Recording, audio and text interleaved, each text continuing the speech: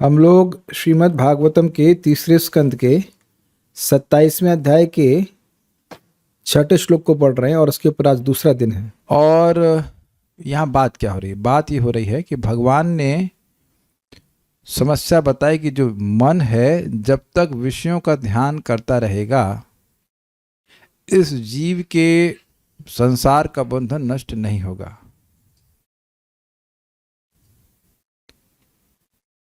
इसलिए धीरे धीरे व्यक्ति को नहीं, तीव्र भक्ति और वैराग्य के द्वारा व्यक्ति को धीरे धीरे मन को वश में करना चाहिए।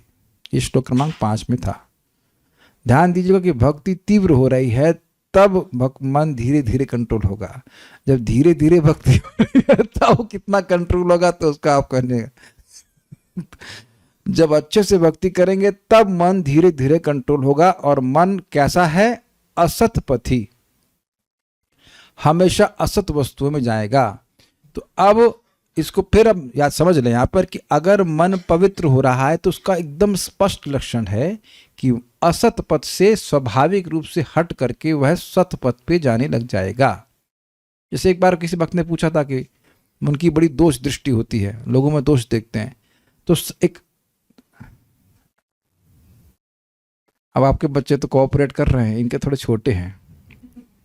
देखो कितने अच्छे बच्चे, देखो बच्चे लोग शिक्षा गुरु हैं तुम्हारे, वो कितने प्यारे बच्चे हैं। और जो अच्छे बच्चे होते हैं डिस्टर्ब नहीं करते, उनके लिए वेदवादिनी माता जी पॉपकॉर्न देती हैं। आज तुम्हारे पास नहीं, लेकिन अगले बार आप आए तो भिजवा देंगे, नहीं तो घर पे भिजवा देंगे पोस्ट कोरियर से। बच्चे डिस्टर्ब नहीं करते। क्या बात कर रहा था मैं? असतपति और सतपति, सतपथ की बात कर रहा था। दोष दृष्टि वाली बात है। अब मैं एक बड़ी सुंदर रिफ्लेक्शन देना चाहता हूँ, बड़े ठंडे दिमाग से आप सोचना।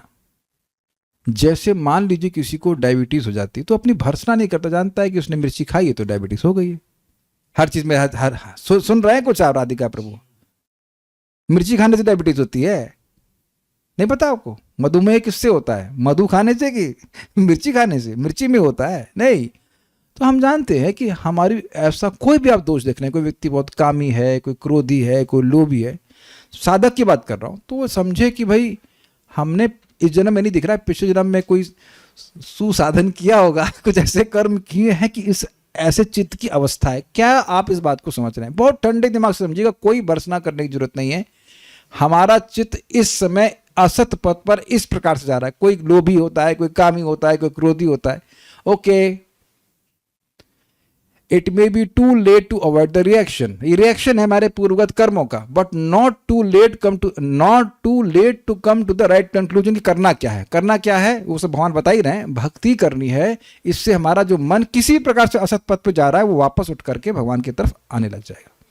इसको प्रथम स्कंद में समझाया गया था। अनर्थ उपशमो साक्षात भक्ति योगम अधोक्षजे लोकस्य अजानता चक्रे विद्वांस सात्वत संहिताम। जितने भी अनर्थ हैं, जितने भी प्रकार से असत पथ पर मन जाता है, उस सब का उपशमन हो जाता है, एकदम शांत हो जाते हैं भगवान की भक्ति के द्वारा, साक्षात भक्ति के द्वारा। साक्षात मतलब डायरेक्ट भगवान के बारे में सुनना, ये नहीं कि बस अब कुछ घुमा फिरा करके निराकार, नहीं, डायरेक्ट भगवान के बारे में सुनना। और एक अर्थ है जब भगवान की भक्ति करते हैं तो आपको डायरेक्ट अनुभव होता है कि मेरे अनर्थ नष्ट हुए। अनर्थ उपशमो साक्षात, साक्षात अनर्थ का उपशमन होता है भक्ति अधोक्षजे, या फिर अनर्थ उपशमो साक्षात भक्ति मधोक्षजे, या फिर अधोक्षज की साक्षात भक्ति करने से अनर्थ नष्ट होते हैं। डायरेक्ट भक्ति करने से और डायरेक्ट नामोच्चारण करने से, मतलब वो संग सिद्धा वाला नहीं बोल रहा है, डायरेक्ट स्वरूप सिद्धा भक्ति करने से। नामोच्चारण कर रहे हैं मतलब अगर पुलिस आए तो पकड़ ले उसको कि हाँ ये तो भक्ति करते हुए पकड़ा गया है। जैसे अभी मैं पकड़ा जाऊंगा ना भक्ति करते हुए, आप लोग पकड़े जाएंगे कि नहीं? मान लीजिए रेड पड़ जाए हमारे घर पर कि ये भक्ति कर रहे हैं कि नहीं कर रहे हैं, तो आप लोग कह देंगे कि हम भक्ति नहीं कर रहे हैं। कि माना जाएगा कि ना भक्ति कर रहे हैं आप, कि नहीं माना जाएगा? भागवत पढ़ते सुनते हुए पकड़े गए तो डायरेक्ट भक्ति करने से व्यक्ति को सारे अनर्थ नष्ट हो जाते हैं। ये लोग नहीं जानते हैं, इसलिए व्यासदेव जी ने सब ग्रंथ लिखे हैं, स्पेशली सात्वत संहिता अर्थात भागवत लिखी है। तो बात यह है कि ये सब बात बोले कि मन को असत पथ से ला करके भगवान के चरणों में लाना चाहिए, नहीं तो बार बार व्यक्ति संसार के पथ पे आता रहेगा। अब उसके मार्ग बता रहे हैं अलग अलग प्रकार से साधन कर रहे हैं जिसके द्वारा भक्ति तीव्र होती है, जिसके द्वारा वैराग्य तीव्र होता है, और स्वाभाविक सी बात है उसके द्वारा व्यक्ति मुक्त हो जाता है। मुक्त मतलब जो असत पथ में जाने की टेंडेंसी है मन की, वो समाप्त हो जाएगी। सबको समझ में आ रहा है? आप जानते हैं कि जिसकी भगवान की सेवा की प्रिया है, वो चाहे मन से करे, चाहे शरीर से सेवा करे, चाहे वाणी से करे, वो मुक्त है। तो अब एकदम क्लियर डेफिनेशन समझ में आ रही है। मन शरीर से, वाणी से, या मन से, शरीर से, वाणी से, या मतलब मन से, हाँ, मन, बुद्धि और जो वाणी है, वो सब असत पथ पे नहीं जानी चाहिए। तो मूल बात है मन की। मन का संकल्प होगा असत पथ पे जाने का, तभी इंद्रियां जाएंगी कि नहीं जाएंगी। इज इज वेरी सिंपल ना, सारी इक्वेशन क्लियर हो रही है। तो मोक्ष का मार्ग मतलब मन असत पथ पे जाना बंद कर दे, एब्सोल्युटली पूरी तरह मुक्त हो गए, मतलब भगवान की सेवा के अलावा और कोई संकल्प आ ही नहीं रहा है। एकदम क्लियर होना चाहिए, चाहे आप इस देह में हो, चाहे इस देह से युक्त होकर, मतलब अयुक्त होकर के, यानी छूट करके भगवान के पास चले जाएं, लेकिन मुक्त का बिल्कुल स्पष्ट अर्थ है कि मन असत पथ पे नहीं जा रहा। और ये शुद्ध मन का लक्षण है। आपको किसी सर्टिफिकेट लेने की जरूरत नहीं है। आपका मन पवित्र हुआ है, मेरा मन पवित्र हुआ है, कैसे मालूम चलेगा? अब कहीं बैठे हैं, कहीं कुछ जा रहे हैं, तो अब उसका प्रयोजन भगवत संबंधी होना चाहिए। नहीं है, अगर कुछ कंटामिनेशन है, तो अब इसका मतलब, और भी कोई इच्छाएं हैं, तो अब इसका मतलब अभी और सफाई की जरूरत है। जस्ट इन अ वेरी ठंडे दिमाग से स्वीकार कर लेना चाहिए। जैसे हमारा घर अभी गंदा है, अच्छा ठीक है, अभी थोड़ा और सफाई करना है, अभी और गंदा है, फिर और सफाई करना है। इसलिए यहाँ पर सब बातें बोली जा रही कि अभ्यास करना चाहिए। कब तक अभ्यास करना चाहिए? जब तक आपका मन अब एकदम असत पथ पे जाना बंद कर दे। Is it okay? तो अब यहां पर बहुत सारे साधन बता रहे हैं, उसमें से कुछ साधन पहले बोल रहे हैं। यमादिभिर्योग पथैर अभ्यसन श्रद्धयान्वितः, यमादिभिर्योग पथैर अभ्यसन श्रद्धयान्वितः, मयि भावेन सत्येन मत्कथा श्रवणेन च, मयि भावेन सत्येन मत्कथा श्रवणेन च, यमादिभिर्योग पथैर अभ्यसन श्रद्धयान्वितः, यमादिभिर्योग पथैर अभ्यसन श्रद्धयान्वितः, मयि भावेन सत्येन मत्कथा श्रवणेन च, मयि भावेन सत्येन मत्कथा श्रवणेन च, यमादिभिर्योग पथैर अभ्यसन श्रद्धयान्वितः, यमादिभिर्योग पथैर अभ्यसन श्रद्धयान्वितः, मयि भावेन सत्येन मत्कथा श्रवणेन च, मयि भावेन सत्येन मत्कथा श्रवणेन च। तो कुछ अर्थ जो समझाए गए थे वो देख लीजिएगा। यम आदि भी योग पथैर, उस योग पथ के द्वारा जिसमें यम आदि होते हैं, यानी यम, नियम, आसन, प्राणायाम, प्रत्याहार, ध्यान, धारणा और समाधि, इस पथ के द्वारा अभ्यसन, बार बार अभ्यास करे। कैसे? श्रद्धयान्वित, श्रद्धा से युक्त होकर। एक अर्थ था, दूसरा था कि इन सब के अभ्यास करके श्रद्धा से युक्त हो जाए। दोनों ही बातें, अभ्यास करने से भी श्रद्धा बढ़ती है, श्रद्धा से युक्त होकर भी अभ्यास करना होता है। लेकिन अभी हम आज अर्थ ले रहे हैं बाल प्रबोधिनी के अनुसार कि श्रद्धा से युक्त होकर इन असाधनों का अभ्यास करे। अच्छा, दूसरा बात क्या है? मयि भावेन सत्येन, मयि अर्थात मुझ भगवान में, सत्य भाव से। सत्य भाव का मतलब क्या था?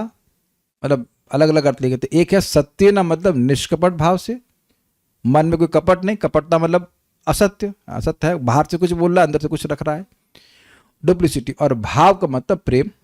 और दूसरा एक और अर्थ भी लिया गया था, सत्य भाव, अर्थात भगवान के नाम, रूप, गुण, लीला, जो भगवान का अस्तित्व है, वो सब क्या है? शाश्वत हैं, वो है भौतिक नहीं है। ठीक है। फिर कह रहे हैं इस भाव से मत कथा श्रवणे न चाहिए, यानी प्रेम से भगवान के बारे में सुने। अब आप लोग डाउट नहीं करें, भाई प्रेम से, भाव से भगवान की भक्ति करे, ये कुछ अजीब लग रहा है कि नहीं? आपका कल्याण प्रभु, सॉरी काले कृष्ण प्रभु, क्या गलती लग रही है? निशा माता जी, क्या गलती लग रही है? अगर हम कहें भावे ना, कल तो बात नहीं हुई थी, ये भाव के द्वारा भगवान की कथा सुनना चाहिए। It's very good. ये तो साध्य है, ये तो साध्य है। भाव भक्ति तो आती है ना, भाव भक्ति से तो ना आप साधना करते हो। इंटरेस्टिंग। इसका उत्तर मेरे पास नहीं, मान ऐसा क्यों कह रहे हैं? बट एक सेंस में हम समझ सकते हैं कि भाई जो श्रद्धा से युक्त है, भगवान की भक्ति करके भक्ति करना चाहता है, तो ये भी कुछ प्रेम का ही लक्षण है ना। श्रद्धा भी तो प्रेम का ही लक्षण है ना। कि मुझे भक्ति कर रहा हूँ ताकि मुझे भगवान की भक्ति प्राप्त हो जाए, मुझे मोक्ष नहीं चाहिए, मुझे स्वर्ग नहीं चाहिए। I think it's very clear. वो प्रारंभ से ही वही श्रद्धा का विकास ही तो प्रेम करता, उस अर्थ में भी समझ सकते हैं। बट भाव का अर्थ भाव भी है जो अब है यहाँ पर, बड़ा इंटरेस्टिंग है।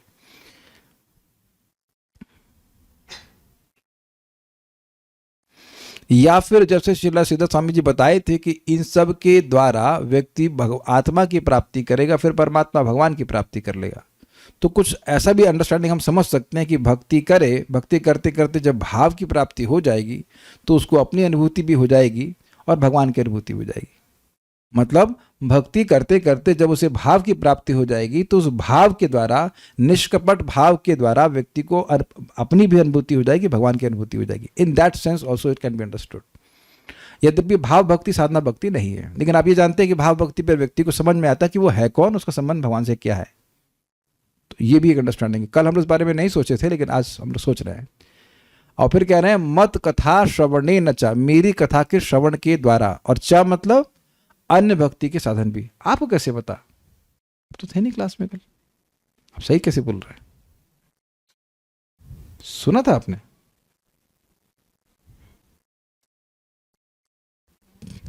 याद था? गुड, बिना पढ़े भी आप सही उत्तर दे रहे हैं। Very good, very nice. बाल प्रबोधनी।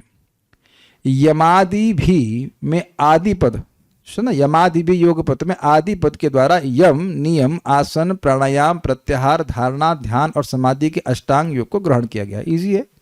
आदि मतलब एक्सेट्रा, यम एक्सेट्रा, लाइक दैट। इस साधन समूह से जन्मी हुई श्रद्धा से उत्साह पूर्वक अभ्यास करना चाहिए। तो देखिए ये अर्थ आ रहा है कि नहीं? एक है श्रद्धा से युक्त होकर करना चाहिए, और दूसरा क्या है, इन सब चीजें श्रद्धा आती है। देखिए बात समझिए, एक सामान्य भौतिकतावादी व्यक्ति को जगत में क्या दिखता है? क्या बताया था मैंने? विषय भोग की वस्तु। उसको अरे भाई सब कुछ कहीं देख रहे हो ना, भगवान के अलावा कुछ सत्ता ही नहीं है। मानेगा वो? नहीं मानेगा। वही मानेगा तो आइसक्रीम है, फाउंटेन चॉकलेट है, मॉल है। मॉल में क्या देखने जाते हैं? भगवान को। आप में से कितने लोग मॉल में गए हैं भगवान को देखने के लिए? तो आप जानते हैं वहां भगवान डिस्प्ले में तो आते नहीं है। वहां तो केवल एक ही चीज होती है भाई, देह के लिए कुछ चीज, सब कुछ भी होगा वो देह के लिए होगा या मन के लिए होगा, है ना? तो ऐसे व्यक्ति को आप बताइए, कभी ट्राई कर लीजिए, ना विश्वास हो रहा हो, जाइए मॉल में किसी व्यक्ति को बोले भाई देखो यहां जो कुछ भी तुम देख रहे हो भगवान से अलग कोई वस्तु नहीं है। तो कौन मानेगा? पागल मानेगा, दिमाग खराब हो गया, मॉल में क्यों आया तू? तो आप समझ रहे हैं कि जो व्यक्ति विषय भोग में लगा हुआ है उसके लिए क्या रियलिटी है? ये जगत एक सत्य वस्तु है और ये इंद्रिय तृप्ति है। कब इंद्रिय तृप्ति भी नहीं जानते हैं लोग, मतलब they are engage in sense gratification, को ये नहीं पता कि इंद्रिय तृप्ति होती क्या है। सही बोल रहा हूँ? ये शब्द भी नहीं जानते इंद्रिय तृप्ति। ये तो प्रभुपाद जी ने पॉपुलराइज कर दिया इसको, बाकी लोग उसका आचरण कर रहे हैं। प्रभुपाद समझा रहे हैं कि भाई ये तुम जो कर रहे हो उसे इंद्रिय तृप्ति कहते हैं। आप में से सब जानते थे ना जो कर रहे थे, अब जान रहे हैं कि पहले इंद्रिय तृप्ति करते थे, जब करते थे तो नहीं जानते थे ना। आप समझ में आ गई बात? तो अब उन लोगों के लिए तो भगवान है, भगवानी जगत के रूप में हो गए हैं, ये जगत भगवान से अभिन्न है, प्लान का, ये सब बात सब थ्योरी की बात है, हवा में बात है। They have no faith. है हम लोग को भाव को मानते हैं, भावुक लोग, हाँ कर लो कोई बात नहीं, भावना कर लो कोई दिक्कत नहीं। तो अब जब व्यक्ति अपनी इंद्रियों को संयमित करता है तब धीरे धीरे करके ज्ञान प्रकाशित होता है, and then he begins to see the world as it is.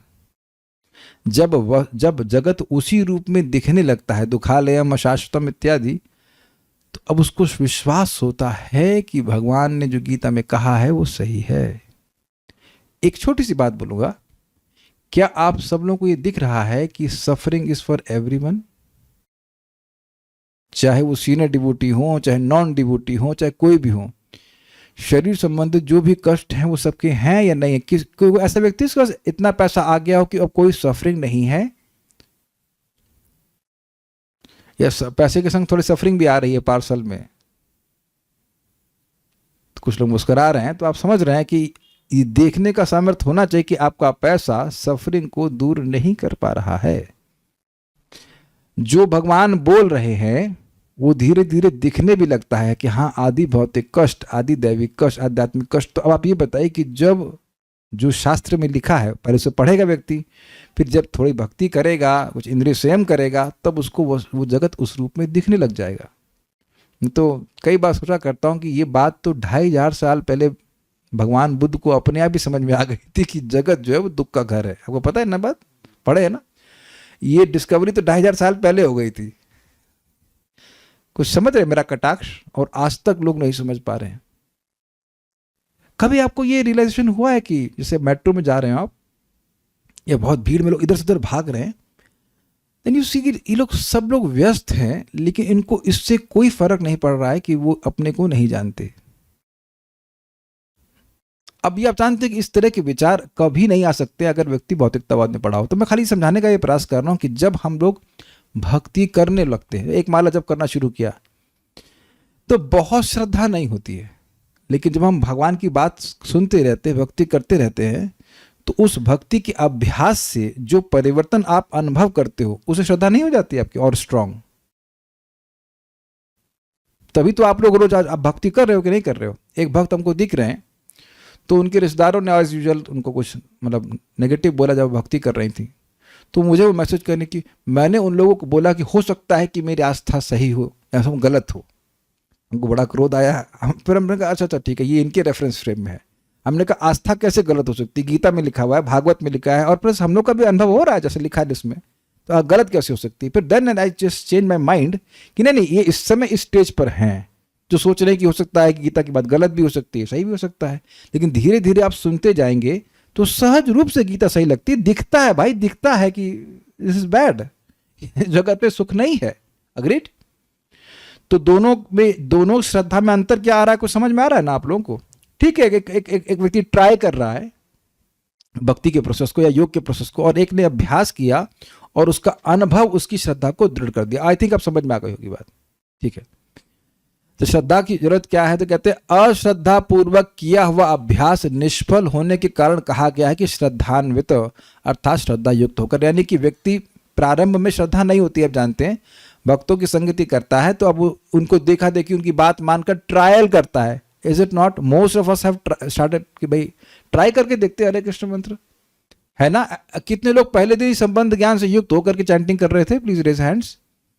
आप जान रहे हैं कि पिटे हुए हैं हम लोग, जगत में दुखी है, प्राय लोग दुखी होते हैं, तो अब वो ट्राई करके देखते हैं हरे कृष्ण मंत्र, मैं भी शायद एक काम करता हूं। तो फिर जब करने लग जाते हैं, उसमें आप ये नहीं कह सकते बहुत श्रद्धा थी, लेकिन अब आप उस प्रोसेस में लगे हैं, भागवत सुन रहे हैं, नाम जप कर रहे हैं, तो आप देख रहे हैं कि इस समय श्रद्धा का स्तर बहुत ज़्यादा बढ़ा हुआ है compare to what it was 20 साल पहले या 10 साल पहले। I hope it is very clear. तो श्रद्धान्वित मतलब इस प्रोसेस के द्वारा श्रद्धा से युक्त होना क्यों जरूरी है? क्योंकि श्रद्धा नहीं होगी तो अभ्यास निष्फल हो जाएगा। ये बहुत इंपॉर्टेंट है, किसी भी प्रोसीजर में श्रद्धा बहुत जरूरी है। इसको भगवान गीता में कहा अश्रद्धा हुतम दत्तम तपस्तप्तम कृतम च यत् असत इति उच्यते पार्थ न तत्प्रेत्य न इह। ये करके श्लोक भगवान गीता में 17वें अध्याय में शायद बोले हैं, श्रद्धा के विभाग में, कि अश्रद्धा से कोई यज्ञ कर रहा है, दान कर रहे हैं, तपस्या कर रहे हैं, तो वो असत कहलाता है, न तो इस जीवन में फल देता है, न वो अगले जन्म में फल देने वाला होता है। तो योग के अभ्यास के लिए श्रद्धा बहुत जरूरी है। और एक और भी बात है कि श्रद्धा नहीं होगी तो व्यक्ति करेगा भी नहीं, बहुत दिन छोड़ देगा। योग ऐसा तो होता नहीं है, जो वाकई आध्यात्मिक प्रगति की बात अगर करें तो ऐसा नहीं कि आप 2 दिन में परफेक्ट हो जाते हैं, ऐसा होता नहीं कहीं। भूल अगर कोई सोच रहा है तो ऐसा नहीं होता है।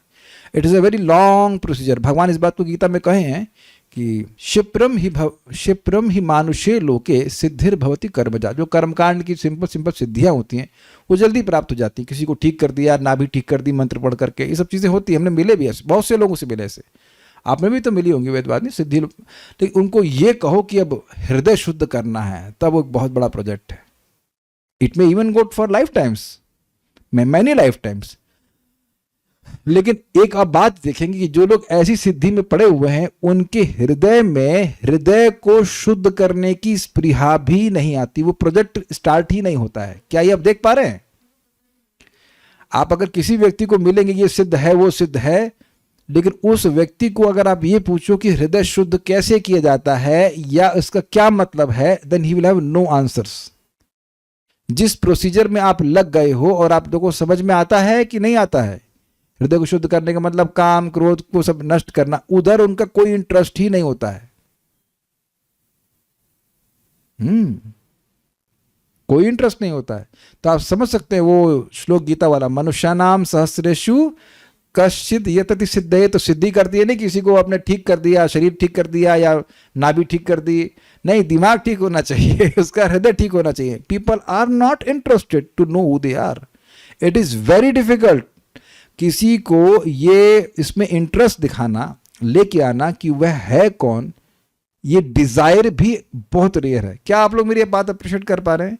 हम अपने को नहीं जानते हैं, ये मलमूत्र का ढेर शरीर है, इसमें भावना की हुई है, तो ये इसमें अनकंफर्ट महसूस करना कि भाई मैं हूं कौन, ये भी बहुत बड़ी बात है। अगर आपको पता होना चाहिए कि ब्रह्मा जी यहां से शुरू किए थे, अर्थात तो ब्रह्म जिज्ञासा, तो इसके लिए भी हृदय की शुद्धि की जरूरत होती है। तब व्यक्ति की जेन्युइन डिजायर होती है कि मैं हूं कौन। He feels uncomfortable to not know who is. उसको मतलब अजीब सा लगता है कि मैं सब कुछ जानता हूं एक्सेप्ट मैं अपने को नहीं जानता। तो इस सारी बातों का लिंक जो है श्रद्धा से है। व्यक्ति जब श्रद्धा पूर्व भक्ति करता है, शुद्ध हो जाता है, तो उस प्रकार की नेचुरल डिजायर आती है। अगर कोई अश्रद्धा से करेगा तो उसको सबसे वृद्धि नहीं मिलेगी।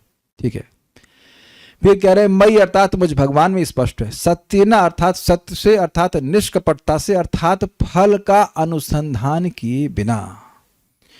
देखिए बात आगे आएगी भगवान कपिल देव के ही प्रवचन में कि कौन कितना अधिक सम्माननीय है। हर जीवात्मा सम्माननीय, पहले समझ लीजिए, लेकिन उसमें भी ग्रेडेशन है, और कई ग्रेडेशन करते करते अंत में भगवान कपिल देव यह कहते हैं कि जो व्यक्ति अपने धर्म का पालन तो कर रहा है अच्छे से, लेकिन इमीडिएटली उसको उसके चेक को भुनाना नहीं चाहता, उसको कैश इन, उसके फल को नहीं चाहता, वो व्यक्ति सर्वश्रेष्ठ है। समझे बात?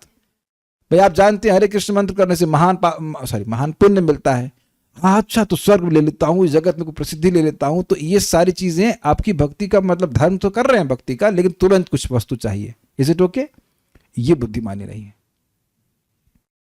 तो सर्वश्रेष्ठ व्यक्ति, सर्वश्रेष्ठ सम्मानीय व्यक्ति, चाहे माता जी, प्रभु जी, कोई भी जी हो, अगर वह भजन कर रहे हैं निष्काम भावना से, मतलब धर्म का संपादन कर रहे हैं, भक्ति कर रहे हैं, लेकिन अब उसके बदले में वो तुरंत जो मिल सकते हैं फ्रूट्स वो नहीं चाहते हैं, वो सर्वश्रेष्ठ है। तो ये आप समझ सकते हैं कि ये निष्कपटता का मतलब क्या है। भजन कर रहा है, भाई देखिए सिंपल सी बात है, जो निष्कपट सेवा का क्या उद्देश्य होता है? सेव को सुखी करना ही उद्देश्य होता है और कुछ नहीं, कोई सेल्फिश मोटिव नहीं होता। क्लियर समझ में? इस तरह से भगवान चाहते हैं। तो देखिए अब आप समझ रहे हैं कि शास्त्र सुनने से कितना फायदा हो जाता है, क्योंकि हमको समझ में आता है कि भगवान हमसे एक्सपेक्ट क्या कर रहे हैं। और ये आप लोग को क्लियर है ना कि अगर हम किसी की सेवा करना चाहते हैं जिसके प्रति हमारी गुरु बुद्धि है, श्रेष्ठ बुद्धि है, तो हम बड़े क्लियर होना चाहते हैं कि उसको क्या पसंद है, वो हमसे चाहता क्या है। मेरी बातें बड़ी प्रैक्टिकल है और आप लोगों को बिल्कुल समझ में आ रहे होंगे, क्योंकि यद्यपि हमारी इंटेंशन प्रसन्न करने की हो, लेकिन हमको ये ना पता हो कि वो हमसे चाहता क्या है, तो हम संतुष्ट नहीं कर पाते। स्वीकार है?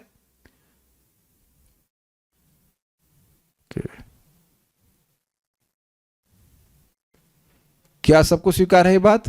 क्या आपका ऐसा एक्सपीरियंस है कि आप किसी को सोचे कि हम संतुष्ट करेंगे और पता लगा वो और असंतुष्ट हो गया? जैसे मान कह लीजिए भगवान कह रहे कीर्तनी सदा हरि, अब आप लगे ध्यान करने अष्टांग, तो कहेंगे तो अभी तेरी औकात है तो क्या कर पाएगा? कुछ नहीं कर पाएगा। चट जा चैंट हरे कृष्णा। हाँ, मैंने म्यूट कर दिया। तो अब ये सोचने वाली बात है ना कि व्यक्ति जब मतलब उसको ये क्लियर हुआ, कभी कभी आपको श्रेष्ठ व्यक्ति से डांट भी पड़ी होगी कि अब सोचे कि हम सुखी कर देंगे, लेकिन ना, मैं एग्जाम्पल आपको देता हूँ। एक महाराज थे, वो इस्कॉन दिल्ली में प्रवचन कर रहे थे, तो उनका शिष्य गया माला लेने के लिए, और माला ढूंढता रहा, अजगर जैसी मोटी माला लेके आ गया महाराज के लिए, महाराज को अर्पण कर दी। सोचा महाराज जी खुश हो जाएंगे, महाराज डांट लगा रहे हैं उसको कि हम यहाँ क्लास दे रहे हैं, तुम सुन ही नहीं रहे हो और माला ढूंढ रहे हो। तो ठीक है, माला देना भी है, लेकिन प्रसन्न करना है। लेकिन उनको उस टाइम समझ में नहीं आ रहा कि उस टाइम वो चाह रहे हैं गुरुजी कि आप क्लास सुनिए। I hope it's very clear. तो मैं से बात क्यों बोल रहा हूं कि जब तक शास्त्र को नहीं सुनेंगे हम समझ नहीं पाएंगे कि भगवान हमसे एक्सपेक्ट क्या कर रहे हैं। और एक और इंटरेस्टिंग बात है, ऐसा नहीं है कि ये आपके लिए करना कठिन है। आप मान लीजिए कि भक्ति में नहीं आए थे, तो क्या जिंदगी में कभी किसी से सेल्फलेसली आपने कोई सेवा नहीं करी है? ये बताइए। निस्वार्थ भाव से क्या कभी कोई सेवा नहीं करी है? करिए, इज इट नॉट? तो आप ये नहीं कह सकते कि ऐसा बोला जा रहा है कि आप कर ही नहीं सकते। Is it not? नेचुरली आप मम्मी की सेवा करते हैं या भाई की करते, सहज भाव से, ऐसा नहीं कि कोई उसके बदले में चाह रहे हो, और आप देखेंगे उस समय बड़ा प्रसन्नता भी होती है। तो मैं ये बोल रहा हूं कि सत्य ना, निष्कपट भाव से भगवान की सेवा करना मुश्किल बात नहीं है, बल्कि वास्तविक बात तो ये है कि हम जब कपट से भगवान की सेवा कर रहे हैं तो कपट तुम अपने आप से ही कर रहे हैं। इतना बड़ा पेमेंट कर रहे हो, आप हरिनाम कर रहे हो, भागवत सुन रहे हो, भगवान की सेवा कर रहे हैं, और उसके बदले में तुच्छ चीज मांगना, ये तो अपने से कपट है ना, बेवकूफ़ी है कि नहीं? अगर कोई मान लीजिए भक्त है, वो गया सब्जी मार्केट, और मैं कहा टमाटर ले आना 5 किलो, तो 5 किलो के 2,000 रुपये दे के आ गए, तो आप कहेंगे क्या भाई सोने के टमाटर लाए क्या? ये कटाक्ष होगा कि नहीं? 5 किलो टमाटर आप 2,000 रुपया दिए तो नुकसान, बेवकूफ़ी है ना। अग्रीड? तो वही बात है कि छोटी छोटी चीजों के लिए भगवान का भजन करना अच्छी बात है इस दृष्टि से कि भाई भगवान का भजन तो कर रहा है, लेकिन अगर शुद्ध भक्ति की दृष्टि से देखा जाए तो भगवान भी उस दृष्टि से संतुष्ट नहीं होते। इसको मांगना नहीं आया, इतना बड़ा पेमेंट कर रहा है, हमारी सेवा कर रहा है, और छोटी छोटी चीज मांग रहा है। I hope you are able to balance it. ऐसा नहीं कि भगवान घृणा करते उस व्यक्ति से, but what he is actually happy with he is mentioning, सत्य ना, निष्कपट भाव से सेवा करे, ठीक है। भावेना अर्थात प्रेम पूर्वक, अर्थात मुझ में स्नेह रखते हुए। हाँ, तो ये इसके दोनों प्रकार से अर्थ हो सकते हैं, भाव भक्ति वाला भी और प्रारंभ से भगवान के प्रति कुछ स्नेह की भावना रखते हुए। मेरी कथा का श्रवण करने के द्वारा और चकार से कीर्तन, स्मरण, सेवन, अर्चन, वंदन, दास सख्य, आत्मनिवेदन, ये नवदा भक्ति को ग्रहण किया है। देखिए एक बात ध्यान दीजिएगा कि ऐसा नहीं है कि 9 की 9 नहीं करेंगे तो अब आपको भगवान की प्राप्ति नहीं होगी, ऐसा नहीं है। आप जानते हैं कि 1 करे, 2 करे, 3 करे, लेकिन कुछ लोग 9 भी किए हैं, ऐसा है, अमरीश महाराज ने ऐसा किया है। लेकिन एक बड़ी इंटरेस्टिंग बात है, श्रवण को ही नाम क्यों रखे? पता कारण क्या है? कोई कारण बताइए। श्रवणे न, मत कथा श्रवणे न च क्यों बोले? मत कथा श्रवणे न, मेरे कीर्तन के द्वारा, स्मरण के द्वारा, इस श्रवण को ही काहे बोल दिए पहले? क्योंकि काम भरेगा नहीं, कथा सुनेंगे तब आसक्ति होगी।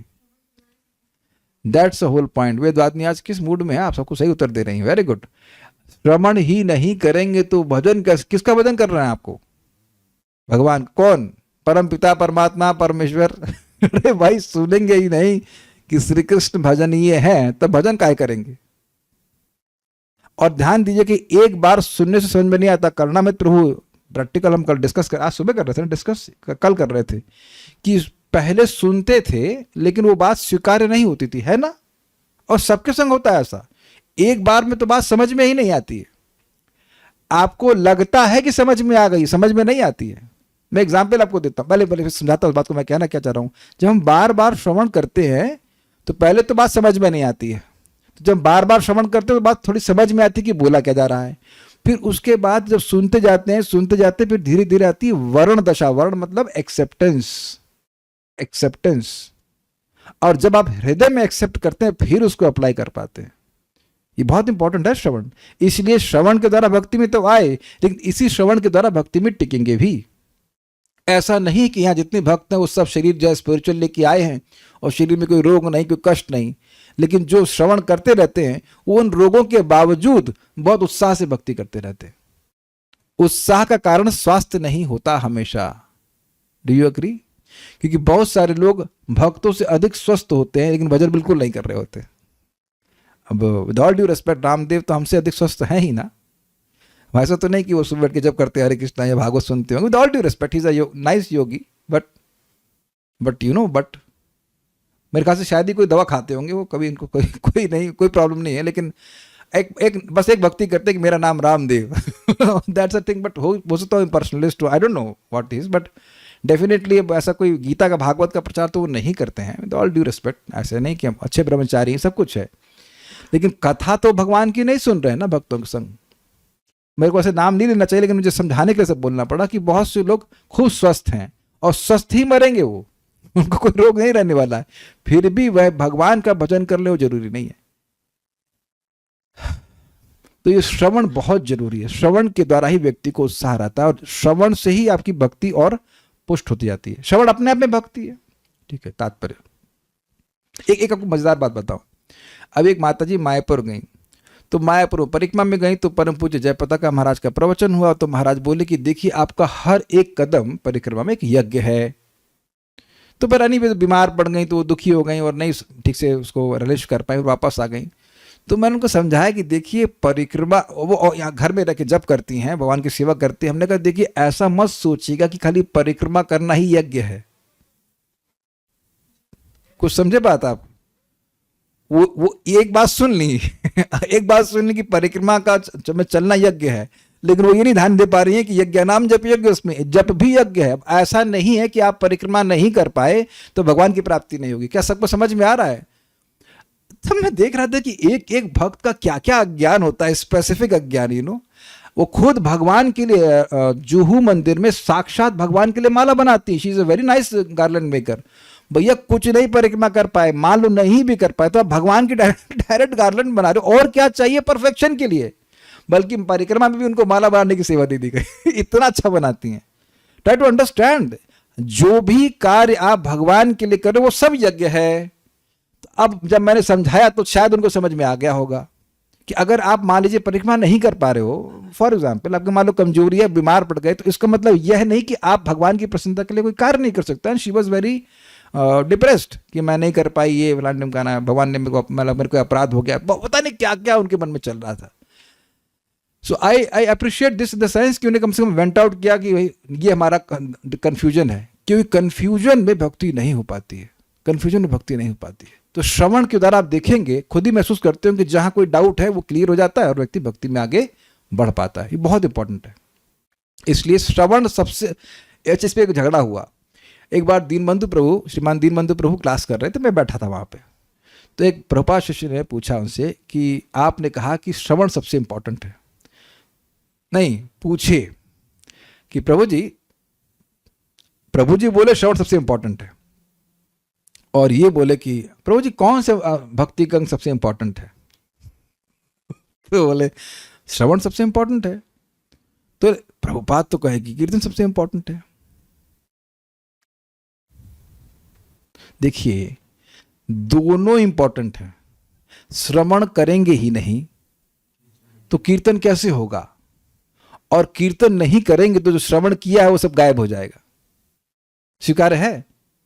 और एक इंपॉर्टेंट बात है, कीर्तन को इसलिए सबसे इंपॉर्टेंट कहते हैं, कीर्तन में श्रवण और स्मरण निहित हो जाता है। भाई मैं अपनी बात तो सुन ही रहा हूं और मेरा मन भी लगा हुआ है। आप लोग अभी मेरी बात सुन रहे हो तो स्वाभाविक सी बात है कभी कभी मन कहीं और चला जाता है। मैं भी सुनता हूं कभी क्लास, तो आई एम्पैथाइज विद द श्रवण करतस। लेकिन जब मैं बोल रहा हूं तो मैं तो स्मरण कर करके ही बोल रहा हूं ना, सोच सोच के बोल रहा हूं कि नहीं बोल रहा हूं। तो तीनों आ गए ना प्रोसेस, श्रवण कीर्तन स्मरण। लेकिन भैया श्रवण के बिना आप बोलोगे कैसे? मैं जो बातें अभी बोली आपको तो मैंने सुना ना, तब ना बोल पा रहा हूं।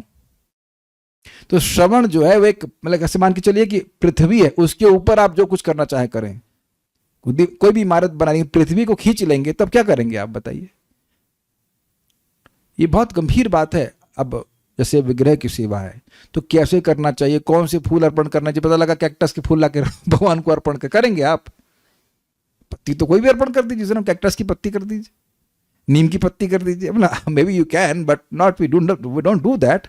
तो कैसे अपराध से बचे, क्या भक्ति है, ये सब श्रवण के द्वारा व्यक्ति को समझ में आता है। ठीक है, तात्पर्य योगाभ्यास की, इसीलिए श्रवण को मुख्य रूप से कहा, उच्चार से बाकी लोग ग्रहण करना होगा। श्रवण करेगा तो अपने आप कीर्तन स्मरण सब होने लग जाएगा। सबको समझ में आ गया होगा? ठीक है, तात्पर्य योगाभ्यास की 8 अवस्था है। यम, नियम, आसन, प्राणायाम, प्रत्याहार, धारणा, ध्यान तथा समाधि। यम तथा नियम का अर्थ है कठिन नियमों का पालन करते हुए संयम का अभ्यास करना, और ब्रह्मचर्य आदि उसमें सब रहता है। आसन से बैठने की विधियों का द्योतन होता है। आसन से बैठने की विधियों का द्योतन होता है, मतलब आसन मतलब ये सिखाते हैं कि कैसे बैठो।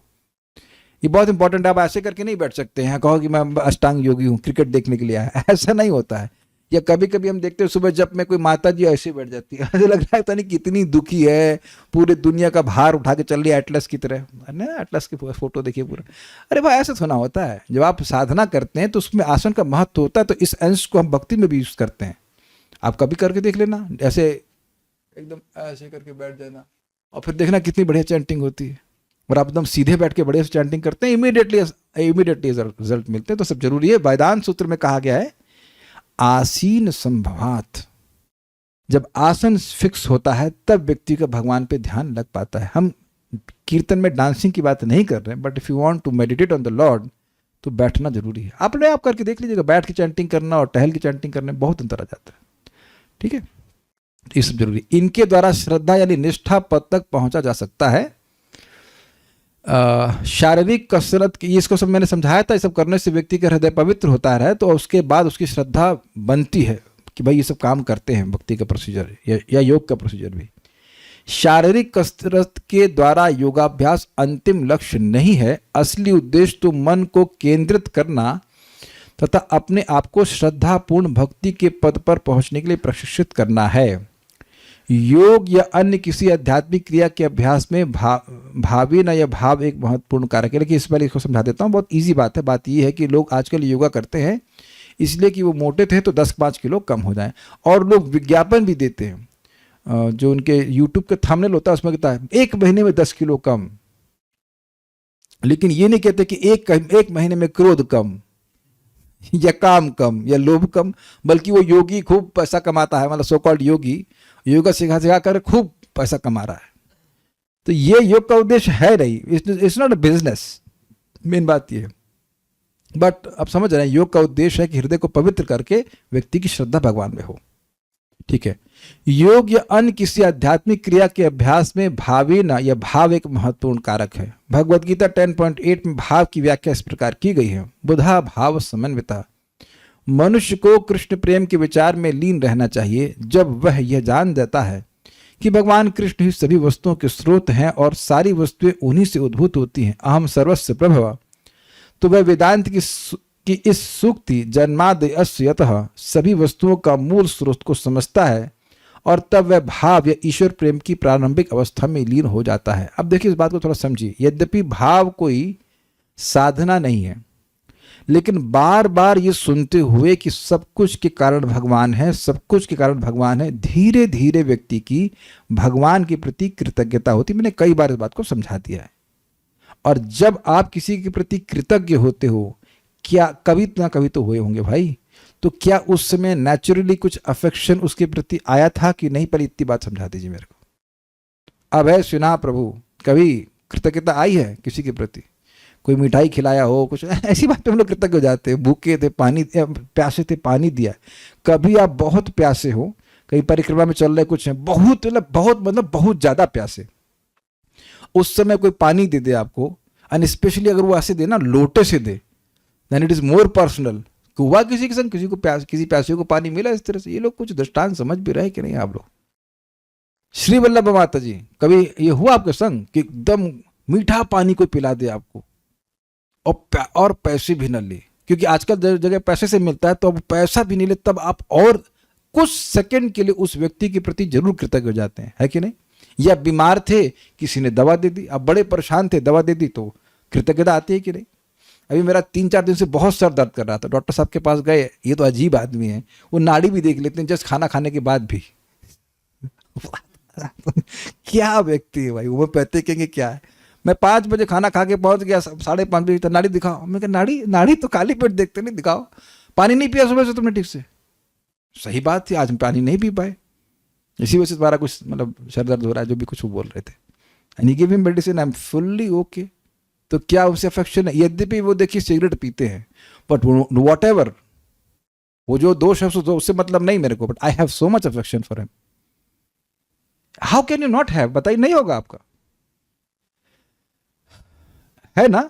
जो कोई भी व्यक्ति थोड़ा सा भी अच्छा होगा, तो अगर उसके प्रति कोई व्यक्ति कुछ भी अच्छा करता है, तो एक कृतज्ञता की भावना आती है। मैं खाली इतना बता रहा हूं कि कृतज्ञता की भावना जब आपके हृदय में आई है किसी के प्रति, तो अफेक्शन आता है। अग्रीड? अब जब ये अनुभव होने लग जाए, शास्त्र सुन करके दिखने लग जाए कि भाई हमारे जीवन में जो कुछ हो रहा है वो ठाकुर जी दे रहे हैं, सब कुछ भगवान दे रहे हैं, तो कृतज्ञता नहीं आ जाएगी, तो भाव आएगा, प्रेम आएगा, अफेक्शन आएगा। सिंपल। अब समझ गए? इससे समझ लीजिए कि जब जो श्लोक है ना, जन्माद अस्य यतः, जो कि वेदांत सूत्र में शुरुआत हुई इससे कि कौन है जिससे जगत में सब कुछ आया है, इसका उद्देश्य क्या है? कि उसको जानेंगे और उससे प्रेम करेंगे, उसका ध्यान करेंगे। जन्मादस्यतः और उसके बाद अंत में सत्यम परम धीमे, हम उस परम सत्य का ध्यान करते हैं जिससे पूरा जगत आता है, उसी से वही चला रहे हैं, वही सब कुछ करने वाले हैं। तो जब कर्ता धर्ता वही है, पालक वही है, तो क्या उनके प्रति प्रेम नहीं आएगा? बल्कि तो मैं कई बार कहता हूं कि देखिए, भगवान ने हमको सब शुद्ध वस्तुएं दी हैं, अडल्ट्रेशन इंसान कर रहा है। जो कहते हैं ना कि मानव सेवा करो, माधव की सेवा मत करो, लेकिन माधव ने सब बढ़िया चीज दी है और बाकी सारी चीजें मानव ने आज भी जो गड़बड़ करी मानव ने करी। आज भी मैं आयुर्वेदिक डॉक्टर से बात कर रहा था, कह रहे देखिए आयुर्वेद भी कहता है कि गेहूं खा सकते हैं। अब जो मिल रहा है वो मतलब गेहूं का सौतेला भाई हो गया है। सो मेरे ट्रांसफॉर्मेशन हैपन। भगवान ने गलत गेहूं नहीं दिया, भगवान ने गलत चावल नहीं दिया। आप समझ रहे हैं बात? तो अब आप ये बताइए कि जिस व्यक्ति ने आपको और मुझको केवल शुद्ध वस्तु ही दी है, वो अच्छा है कि नहीं? आप उसको ऐसे समझ लीजिए, आज आप कहीं जाइए और कोई शुद्ध घी दे दे आपको, शुद्ध घी तो चलिए महंगा हो गया, शुद्ध हल्दी दे दे, उस दुकानदार के प्रति कृतज्ञता होती कि नहीं? आप लोग मेरी बात समझ रहे हैं, एक्सपीरियंस कर रहे हैं?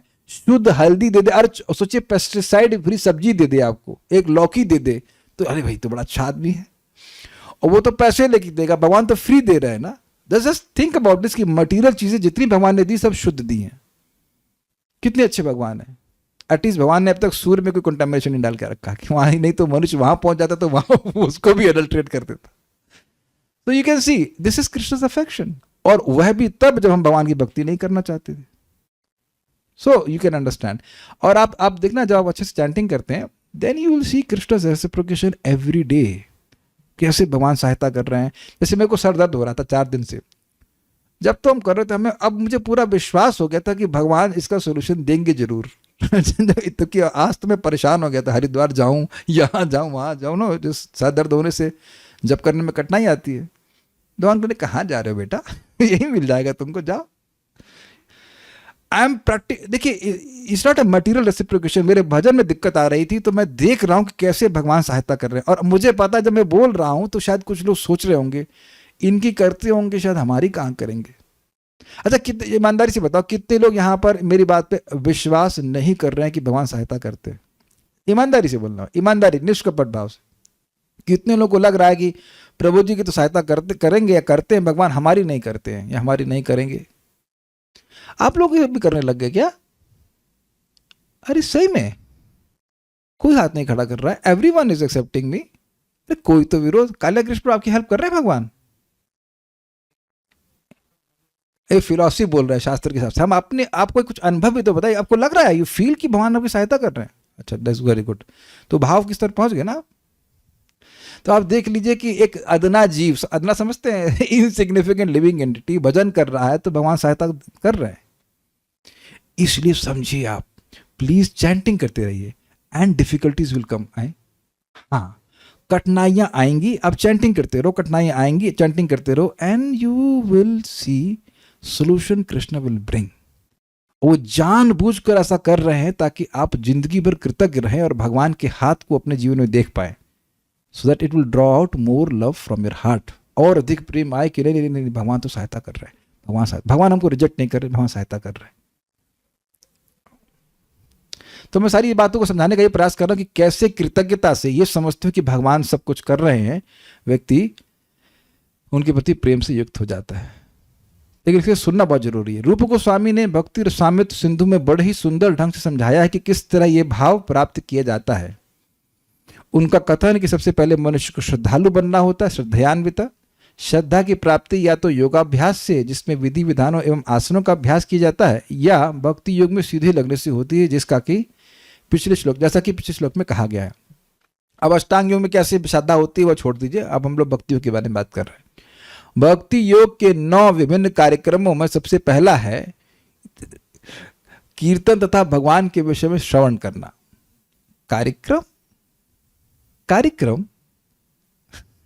कार्यक्रम समझे आप? कार्य का क्रम बोले तो सीक्वेंस। तो पहले कार्य क्या है? श्रवण कर लिया, उसके बाद क्रम आएगा कीर्तन का। ये देखिएगा कि जब हम कुछ सुनते हैं तो अब उसके बाद उसको बोलते जरूर हैं, जो नहीं सुना वो नहीं बोलते हैं। वेदवादिनी आज आयन प्रभु जी के डिसअपियरेंस था कि अपीयरेंस था, कहाँ गई थी?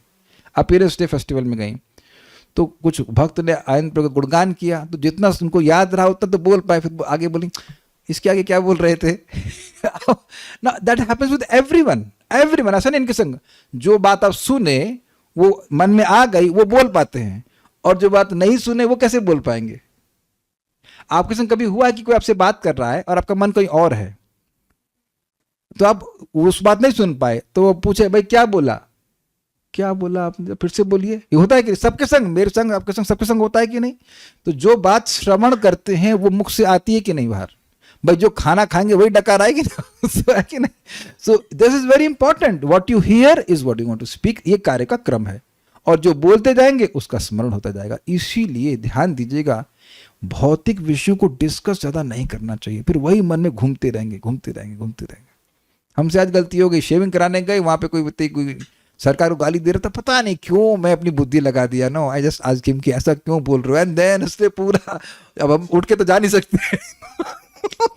यार ये गलती क्यों करी, you know why I did that, you know I should.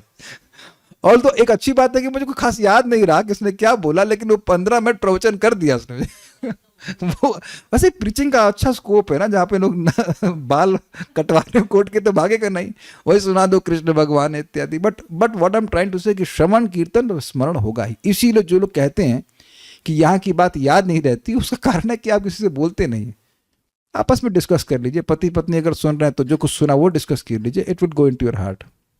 एक बात ध्यान रखिएगा कि पूरा प्रवचन याद हो तो किसी को भी नहीं रहता है। आप मत सोचना कि मैं बैठ जाऊंगा तो मुझे सब याद रहेगा, मैं सुन लिया। जब भी मैं कोई प्रवचन सुन रहा होता हूँ, वो मेरा स्कैनर रडार की तरह चलता रहता है। एक बात पकड़ो जो अपने काम की है, एक बात तो पकड़ो, and changes that can change your whole life. Maharaj ji के प्रवचनों को मैं कई बार दोबारा भी सुनता हूं, एक बात पकड़ता हूं, एक बात, and that can change your life completely. मैं कुछ बोल सकता हूं, लेकिन अभी जरा एक बात बता देता हूं। भगवान को देना प्रेम है और भगवान से लेना, तो ये बात नहीं, भगवान से लेना कैसे, नहीं क्यों ना लेना, तो अच्छा बात नहीं। नहीं नहीं, महाराज बड़ी सुंदर बात कहे कि देखिए पत्नी सेवा करती है तो पति को बड़ा अच्छा लगता है, लेकिन कुछ नहीं मांगे तो बड़ा खराब लगता है। क्यों भरत प्रभु गलत बोल रहे हैं कि सही बोल रहे हैं? माता जी कुछ मांगे ही नहीं आपसे तो आप कहेंगे ये क्या हो गया, गुस्सा हो गया, पूछेंगे ना। तो भक्त कुछ मांगता भी है तो भी भगवान को बड़ा अच्छा लगता है। अब आपने ये तो थ्योरी सुन ली, अलग बात है, लेकिन अपने जीवन में घटित कीजिए। क्यों प्रिय श्रवण माता जी, प्रभु इसीलिए आप इसी तरह प्रभु जी को लेके आई थी ना, 1 महीने तो कुछ मांगी ही नहीं है, तो कहीं क्या हो गया इसको, 16 राउंड चैंट करने लगे तो इच्छाएं समाप्त हो गई। बट स्टिल आज थोड़ा सा ले आइएगा, थोड़ा मिठाई ले आइएगा, कुछ भी पत्नी बोलती है तो पति को अच्छा लगता है ना, अपना तो महसूस होता है ना। Similarly we offer to Krishna, और भगवान से कुछ मांगना चाहिए। ऑब्वियसली हमें स्पिरिचुअल चीजें मांगनी चाहिए, लेकिन अगर कुछ मटीरियल भी मांग रहे हैं, कुछ आपके भजन के लिए मतलब कठिनाई है, कोई भी आपको आवश्यकता चाहिए, तब भी भगवान को प्रेम लगता है कि भाई हमको कम से कम निराकार तो नहीं मांग रहा है, ही कंसिडर्स मी अ पर्सन। कुछ याद आ रहा है, उदारः सर्व एवैते इत्यादि। तो मैं खाली ये बोल रहा था कि इस पूरे प्रवचन में महाराज और क्या बोले हमको कुछ याद नहीं, एक बात समझ में आ गई, भगवान से मांगना भी चाहिए। आप उनको रिकॉग्नाइज कर रहे हो कि वो आप एक व्यक्ति हो जो मेरे सामने हो, कोई निराकार पत्थर नहीं है, सॉरी निराकार नहीं है कोई, या केवल पत्थर मात्र नहीं है। I hope you are getting this point, ठीक है। तो श्रवण कीर्तन स्मरण इस प्रकार से होता है, ये कार्यों का क्रम है। इसका भी यहाँ उल्लेख है, मत कथा श्रवणे न च, मनुष्य योग के विधि विधानों का पालन करके श्रद्धान्वित पद तक पहुंच सकता है, और यही पद भगवान के दिव्य कार्यकलापों के मात्र कीर्तन तथा श्रवण द्वारा भी प्राप्त किया जा सकता है। मतलब ये है कि आपको केवल श्रवण कीर्तन करना है, आपको योग अभ्यास करने की कोई जरूरत नहीं है। ये है मतलब। च शब्द महत्वपूर्ण है। भक्ति योग प्रत्यक्ष है और अन्य विधि अप्रत्यक्ष है। ये चकार से सूचित हो रहा है, ऐसा प्रभुपाद समझा रहे हैं। मतलब अब ये इंटरेस्टिंग है। यम, इसमें भगवान है नहीं। नियम, आसन, प्राणायाम, प्रत्याहार, यहां तक भगवान है। 6ठे स्टेज पे भगवान पे ध्यान किया जाएगा। आप समझ में आई कितनी मजेदार बात है? समझे आप लोग? अष्टांग योग में 5 स्टेज तक भगवान का कोई मतलब नहीं है, भगवान से कोई मतलब नहीं है। आप भगवान पे ध्यान करने के लिए योग कब बनोगे? जब आप प्रत्याहार करके, इंद्रियों को अंदर मोड़ करके अब स्थित, उसके बाद ध्यान। It's very interesting. लेकिन आप पहले दिन से हरे कृष्णा कर रहे हैं कि नहीं? पहले ही दिन से भगवान का प्रसाद पा रहे हैं कि नहीं? पहले दिन से हरि नाम कर रहे हैं, कथा सुन रहे हैं, तो सीधे भगवान का संपर्क मिल रहा है कि नहीं? ये बात वेरी इंटरेस्टिंग। ठीक है, ये बात है कह रहे हैं। किंतु यदि अप्रत्यक्ष विधि को अपनाया जाए तो भी तब तक सफलता प्राप्त नहीं होगी जब तक कि भगवान की महिमा के श्रवण तथा कीर्तन की प्रत्यक्ष विधि ग्रहण ना की जाए। इसी बात को मैंने आपको बताया था कि केवल यम नियम करता रहे और भगवान तक ना पहुंच पाए, भगवान पे ध्यान ना करे, तो वह सफल नहीं हो सकता है। ध्यान जो बोल रहे हैं वो किसी पॉइंट पे ध्यान नहीं कर रहे हैं, ये पॉइंट समझ में आना चाहिए। प्राय आप देखो जितने ध्यान शिविर होते हैं उसमें भगवान पर ध्यान नहीं होता है। आपको पता है इस बात? परम पूज्य राधानाथ महाराज एक प्रवचन में बता रहे थे कि कुछ लोग हैं जो 12 घंटे पत्ती पे ध्यान करते हैं, नॉट तुलसी पत्ती। दैट्स क्वाइट इंटरेस्टिंग, नहीं? या पत्थर में एक सॉरी दीवार में कहीं क्रैक है उस पर ध्यान कर रहे हैं। I think Vedvadi would like to do that. नहीं? दिव्य वृंदावन प्रभु, कैसा लगता है आपको ध्यान? अब ध्यान तक पहुंचे, लेकिन अब ये है, नाम तो अब नहीं रखना चाहते, वो ईशा नाम बोल देना, ईशा फाउंडेशन वाले भी हैं, तो भगवान विष्णु पे ध्यान करते हैं। हम जहां से योगा सीखी वही बोलते हैं, अब सब लोग ईश्वर का ध्यान करके बोलेंगे कि जो भी आपने योगाभ्यास किया है उसका ईश्वर आपको फल दे। तो कौन ईश्वर? कौन ईश्वर? फल तो चलो मान लो कि आपका योग का फिर फायदा मिले, शरीर ठीक हो जाए ताकि आप भोग कर सके, रसगुल्ला खा सके, लेकिन और वो योगी बिल्कुल स्पष्ट बोलता, अरे इतना स्ट्रांग पेट को बनाना चाहिए कि हजम हो पनीर। कहां तक लोग कहेंगे, अरे शादी में जाओगे तो पनीर तो खाओगे ना। अरे वाह भाई वाह। और नाम भी रखते हैं अपना सो एंड सो योगी, और तो नाम तो भगवान के ऊपर है। ऐसे आई respect him because he teaches very nice, but the way वो से कि ना, से कि योगी है, तो योगी तो बिल्कुल नहीं है। वो भोग करने के लिए आप बोल रहे हो, उसके बाद आप कहते हो कि अब योगी है। तो यानी कि ये सब यम नियम जो कुछ अगर कुछ कर भी रहा है, लेकिन भगवान का वो संपर्क नहीं, तो वो करते। इसलिए यहां सत्येन शब्द व्यवहृत हुआ है। स्वामी श्रीधर की टीका है, सत्येन का अर्थ है निष्कपटेन, छल कपट के बिना। ये तरह समझिए, कोई व्यक्ति खूब अभ्यास कर रहा है लेकिन भगवान पे ध्यान करने का कोई प्लानिंग नहीं उसकी, तो कपट हुआ कि नहीं? खूब अच्छे से प्राणायाम कर रहा है, फूक फूक कर रहा है ताकि उसको इंद्रिय तृप्ति मिल जाए, तो ये कपट हुआ कि नहीं? Is it okay? Using the procedure for a different purpose, ये बात है। ठीक है। उसके बाद कहा गया, निर्विशेषवादी छल कपट से परिपूर्ण होते हैं। कभी कभी वे भक्ति करने का स्वांग भरते हैं, रामदास की कहानी सब जानते हैं, किंतु उनका चरम लक्ष्य परमेश्वर से तादात्म्य रहता है। यह छल या कपट है। भागवत ऐसे कपट की अनुमति प्रदान नहीं करता। मतलब अनुमति मतलब कर ही नहीं सकते, ये पॉइंट है। श्रीमद् भागवत के प्रारंभ में स्पष्ट उल्लेख है, परमो निर्मत्सराणाम। यह श्रीमद् भागवत भाष्य उन लोगों के लिए है जो ईर्ष्या से पूर्णतः मुक्त है। जरा एक बात विचार कीजिए, बहुत बड़ी जहां बात है। मत्सरता का मतलब क्या था? पर उत्कर्ष असहनम इति मात्सर्यम तद रहित।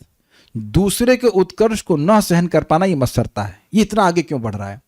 अब आप ये बताइए कि जो व्यक्ति भगवान से तादात्म्य चाहता है, क्या वह भगवान से ईर्ष्या रखता है कि नहीं? अगर वेदवादी समझ में आया तो समझाइए, और आपने समझा लिया सही तो tomorrow if possible I'll bring some special sweets for you. बोलिए, let's see if you can catch this point. बोलिए। मत्सरता मतलब दूसरे का उत्कर्ष सहन ना कर पाना। ठीक है। तो भगवान सर्वश्रेष्ठ है, उनमें सारे गुण हैं, सब प्रकार से वैरागी है, सारा ज्ञान है, ऐश्वर्य है, तो वो उनसे तादाद में चाहता है, मतलब उनके समान बनना चाहता है। हाँ, कौन सी स्वीट चाहिए कोई बताइए?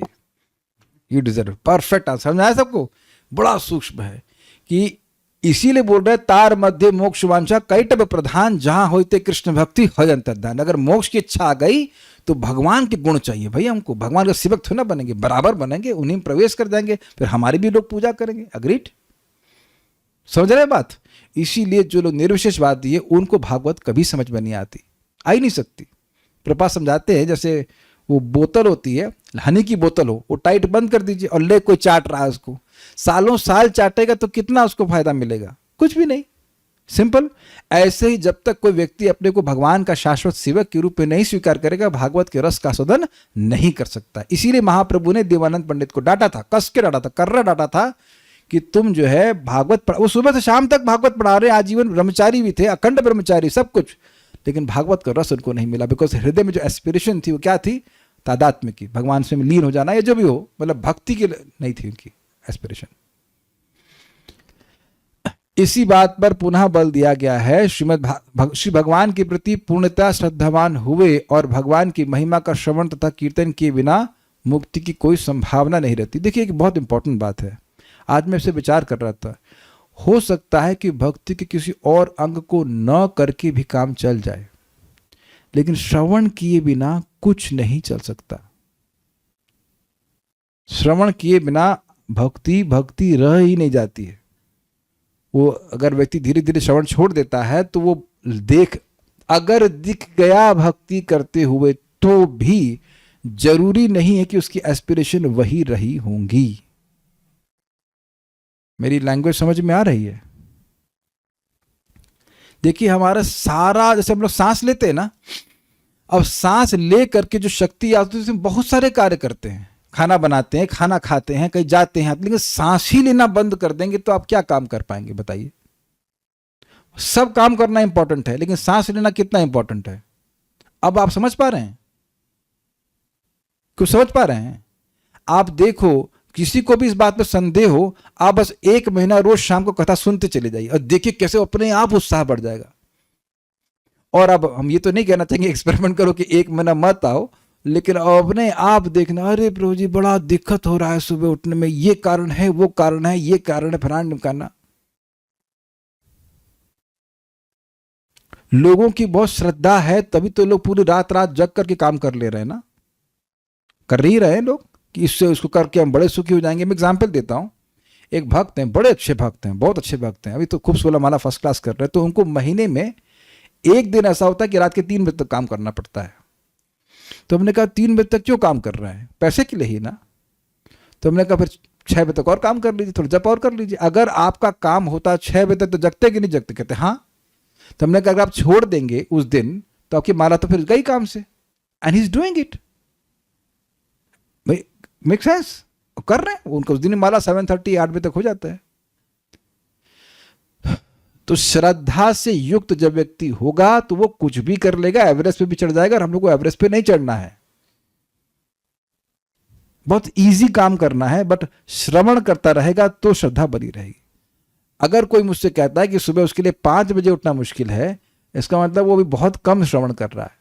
तो अगर श्रवण करता रहेगा तो थिंग्स बिकम वेरी इजी। इसीलिए प्रपात कह रहे हैं कि इसके बिना, श्रवण के बिना मुक्ति की कोई संभावना नहीं। और मैं फिर रिपीट करूंगा कि एक बार श्रवण से बात बनती नहीं है, बात समझ में भी नहीं आती एक बार में, कई बार रिपीट करते समझ में आता है। मैं एक बात आपको बोलूंगा फिर इसके बाद हम क्लास को रोकते हैं।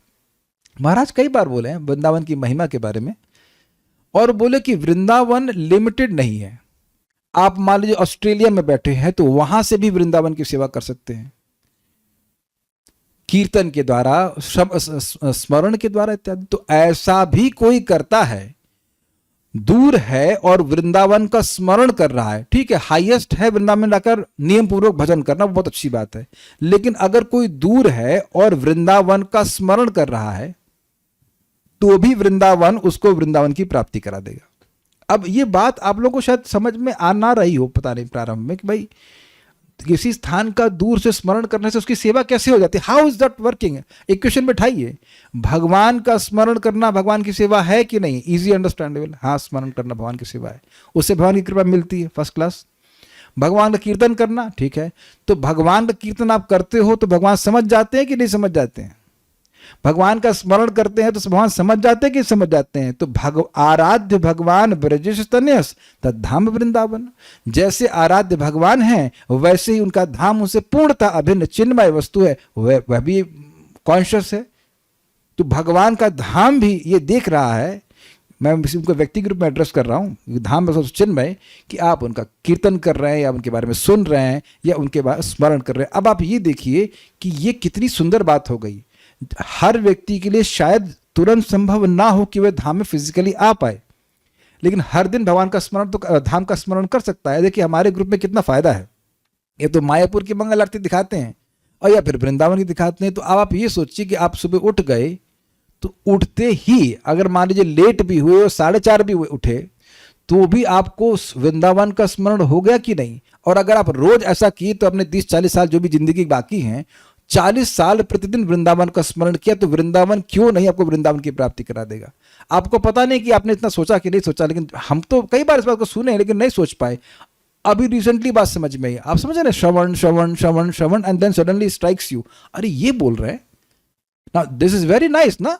आप लोग किसी भी स्थान पर हैं, लेकिन मान के लीजिए आप रोज मंगल आरती में आएंगे, अगर सुबह उठ रहे हैं, सुबह उठ करके तो आपको बटन, बस एक ही बटन दबाना है, बाकी सारा कार्यक्रम तो सेट है उसमें। अपने आप ही कोई भक्त जो है दिखा देगा मंगल आरती, अपने आप ही कोई सब कुछ आपको बैठ के देखते रहिए, जब करते रहिए। और इसमें एक और भी इंटरेस्टिंग बात है कि you can even think that you are in Vrindavan, you know that in mind, कि मैं राधा कुंड पे बैठा जब कर रहा हूँ, या that is also allowed, that is also recommended actually, ऐसा भी कर सकते हैं। तो ऐसे भी आप धाम की सेवा कर सकते हैं। या मान लो जो कोई भक्त यहाँ पर हैं, किसी वजह से उनको गुड़गांव जाना पड़े, तो वहां से भी आप स्मरण कर सकते हैं कि भाई मैं वहां था, मेरा फ्लैट में था। अब फ्लैट का भी स्मरण करें तो फ्लैट तो वृंदावन में ही है ना। राधा शरण माता जी, कुछ इंस्पिरेशन मिला आपको? सोच कब हमें वृंदावन में वास मिलेगा? तुरंत ही मिलेगा। You be in Vrindavan, you are where consciousness is. तो मैं खाली ये समझा रहा हूं कि बातें मैंने कई बार श्रवण करी हैं, लेकिन वो स्ट्राइक थोड़ा भगवान जब चाहते तब स्ट्राइक करता है। तो इसलिए बार बार सुनते रहना चाहिए, सुनते रहना चाहिए, सुनते रहना चाहिए, और व्यक्ति इस प्रकार से भक्ति में स्थिर रहेगा। और एक बात बोल के छोड़ दे रहा हूं, आपको पता भी नहीं चलेगा कि आप स्थिर कब हो गए। अगर नियमित रूप से कथा सुनते रहेंगे तो पता भी नहीं चलेगा कि अरे, मतलब भक्ति छोड़ देने का ऑप्शन आएगा ही नहीं। और मैं जानता हूं कि व्यक्ति हैं, बहुत अच्छे भक्त हैं, बहुत अच्छे प्रचारक रह चुके हैं, जो मुझे बोल रहे थे कि भक्ति करने की इच्छा ही नहीं आ रही है। तो क्यों नहीं आ रही है? श्रवण का अभाव है। इसलिए एक और यहाँ पे है, मैं बोल दे रहा हूँ यहाँ पे, कि अगर करियर भी है तो ऐसा चुनिए कि अब 6 बजे खत्म हो जाए, 10 से 6 में खत्म हो जाए, ताकि सुबह की क्लास भी सुन सकें और शाम की क्लास भी सुन सकें। बहुत अच्छा होगा। एक और मैं एग्जांपल दूंगा। एक हमारे भक्त अभी नहीं दिख रहे, राहुल राज प्रभु, अभी शायद नहीं दिख रहे हैं, तो बेचारे दुखी थे, प्रभु जी सुबह की क्लास हम सुन नहीं पा रहे हैं। तो देखो भगवान की क्या कृपा हुई कि 8 से 9 क्लास हो गई, तो वो भी रोज आप बैठ करके सुनते रहते। See how every devotees desires are fulfilled, है ना। उनकी प्रिया थी सुनने की। तो देखिए कुछ हमारे घर में पेंटिंग हुई, उसका आयोजन ऐसा हुआ कि उसके बाद से 8 से 9 क्लास हो गई। उसके बाद अब मन ही नहीं कर रहा है 10 साढ़े 10 बजे क्लास करने का। तो मैं एक बात फाइनली रियली फाइनली बोलूँ, I am seeing nothing is going wrong in my life. I hope it is the same with you. आपको नहीं समझ में आएगा आज कि ऐसा क्यों हो रहा है, लेकिन कुछ समय के बाद आपको समझ में आने लगे कि भगवान कुछ आपके संग मेरे संग गलत होने ही नहीं दे रहे हैं। It is very very interesting.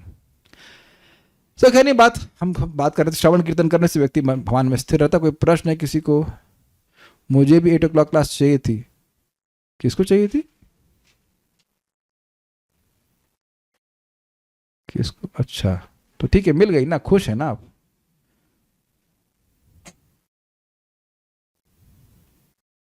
और कुछ है क्या?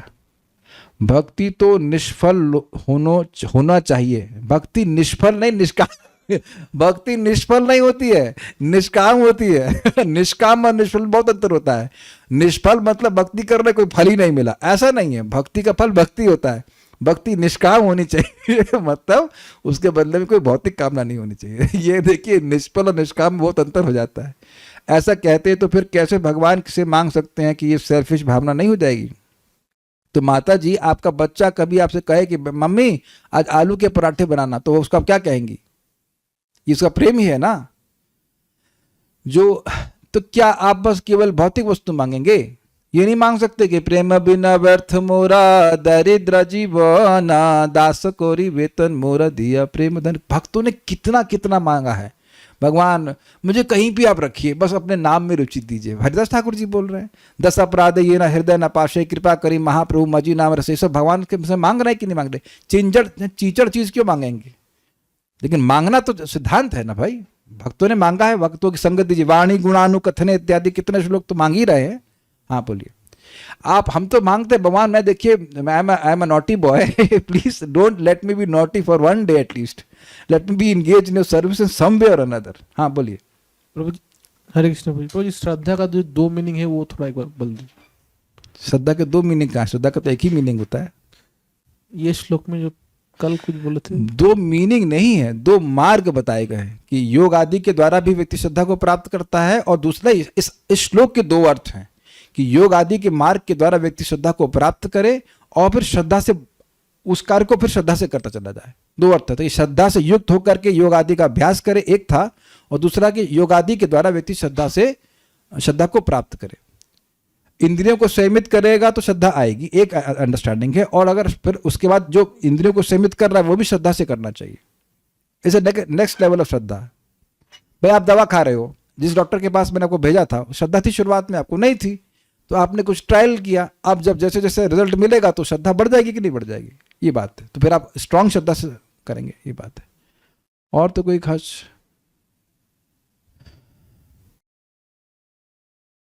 कभी कभी जब समय लगता है तब लगता है कि नहीं कर रहे हैं, पता नहीं क्या कर रहे हैं, पर करते हैं कितनी बार, कितनी भी देर बात करें। हमको नहीं समझ में आया कि क्या आप बोले। I don't understand this.